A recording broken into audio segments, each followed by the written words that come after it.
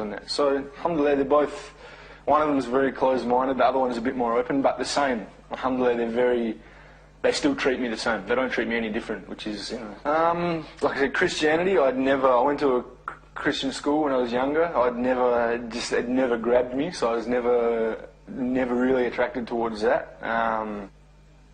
Probably out of all of them, like I said, I was reading into probably one of the two.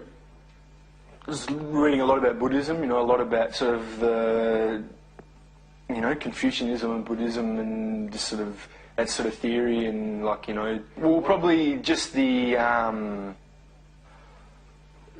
same teachings that are in Islam, the humbleness, in Buddha teaching people to be, a pious person and to be humble and to be very, clear-headed and to be very sort of, but even at the time when I was sort of looking into Buddhism, I'd ask myself, hang on a second, this man who came along, teaching these people, never said that I'm, worship me, like I'm the Buddha, hold me as a figure of, worshipping. And even then at that point, that was something which I had a sort of problem with, I sort of, even, I spent a few times I used to go, never really got into it. I was still, like I said, something was holding me back, but I used to go a lot of the times to, here all around the place, in all the cities, like all around the world, they have, Hare Krishna dinners, food, they have people, everyone sitting around, so I used to go and listen to that and sort of, for me, not having enough knowledge, Hinduism was very confusing, with all the deities and all the things there, so I was very, but just, like I said, I'd never been attracted to any of those other religions enough to actually take that step to start practicing it. Like I said, I was very aware of these things. I was doing a lot of reading and I was sort of looking into them a lot. But I'd sort of, tried to look into them, and I'd almost, like I said, I'd never really taken that final step, until I got to the point where I was just sort of blending all of these ideas into what I thought was my own religion, having principles and living your life, and sort of, I got to the point where I was sort of, I believed in that there was a creator, some sort of higher being. I didn't know what he was at that time. And the conclusion right up until just before I became a Muslim, I started learning about Islam, was that I'd sort of, like I said, I'd come to the conclusion that I had my own religion, that I worship God through nature, or something like that, you know what I mean? I didn't know, like I said, I was seeking, but I really didn't have the knowledge, or I didn't know what I was sort of. And that's the thing with Islam. When Islam came along, and the funny thing is, in all that time, in 5 or 6 years of looking into all these religions, I had never once come across Islam. In books, libraries, everywhere. There were no books on Islam. I'd never met a Muslim. I'd never read any books on Islam. And it's funny that, that I was actively seeking, trying to find out about all these religions. And Islam never, ever came to me, It's actually funny, I used to wear a hat like this. More for, for sure, as a Muslim now, I used to have people say to me, are you a Muslim? And I used to be like, nah, I didn't really know what a Muslim was, And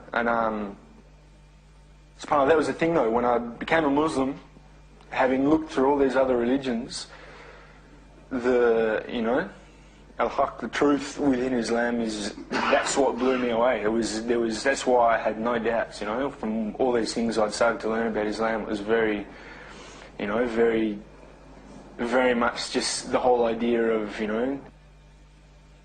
being a humble person, living that life, but the whole idea about what attracted me even from the beginning before I became Muslim was the same, was the idea of, of only one God and no idols, no pictures, nothing like that, just, just sort of, just pure prayer, to God with nothing interfering with it like that. So that was something that sort of really attracted me to it, out of everything. So, yeah.